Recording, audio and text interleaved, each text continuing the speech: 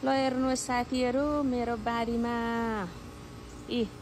टमाटर पनि फल्न थाल्यो, भिन्डी पनि फल्न थाल्यो, अनि करेला पनि फुल्न थाल्यो, अनि यो जुकुनी फर्सी त कति खाइसक्यो भिडियो बनाएर हाल्नै बिर्सेछु। लु हेर्नु त उ त्यहाँ हो गर्दा के हुँदैन।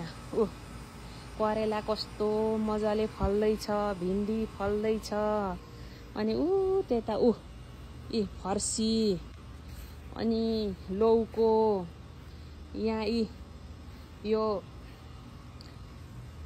काँक्रो, बोडी, कति यो खैरेले